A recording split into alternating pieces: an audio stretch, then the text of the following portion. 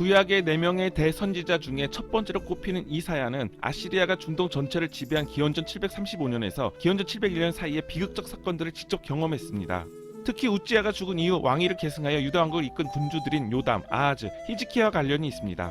이사야의 예언은 전체적으로 어둡고 절망적입니다. 암울하고 불의한 현실에 대한 고발과 규탄, 그리고 심판에 대한 경고로 꿈도 희망도 없습니다.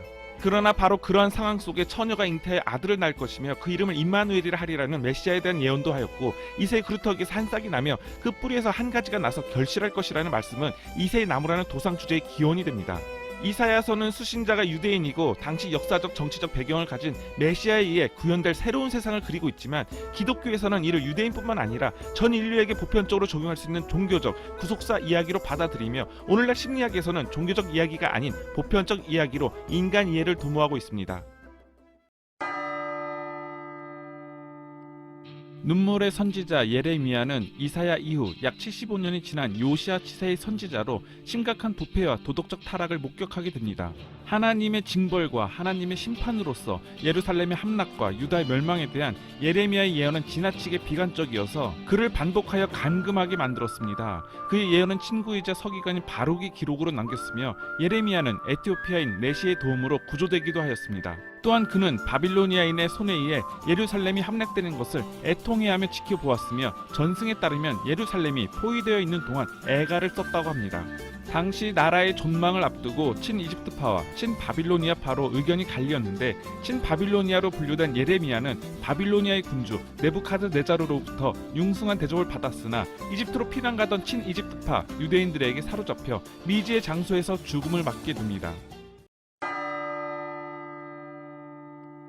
예레미야가 눈물의 선지자라면 에스겔은 비전의 선지자입니다. 4명의 대선지자 중 한 명인 에스겔은 사독 계열의 사제인 부자의 아들로 태어나 예레미야의 가르침에 따라 양육됩니다. 그는 선지자로 부름을 받는 환영에서 얼굴이 여럿이고 날개가 달린 네 형상의 존재가 나타난 후 유배자의 이름으로 말씀을 전하라는 하나님의 명을 받아 여호야긴 치세인 기원전 597년 1차 추방 시에 바빌론으로 유배됩니다. 바빌론 유수 동안 에스겔은 그발 강가에서 여러 묵시적 환상을 보게 됩니다. 처음에는 뼈가 널브러진 들을 보게 되는데, 그는 뼈들을 부활시키고 생기를 불어넣어 강한 대군으로 바꿔버립니다. 이와 같은 방법으로 하나님께서는 이스라엘인이 고국으로 돌아갈 수 있도록 이스라엘의 집에 생명을 복구시킬 것임을 말씀하셨고, 또 다른 환상에서는 예루살렘의 성문 중 하나가 잠기게 되는데, 하나님께서 이 문으로 들어오신 후 그 누구도 이곳으로 들어올 수 없기 때문입니다. 이러한 선지자 에스겔은 하나님께서 온 인류의 주님 되심을 선포하며 이방 땅 바빌론에서 죽음을 맞이하게 됩니다.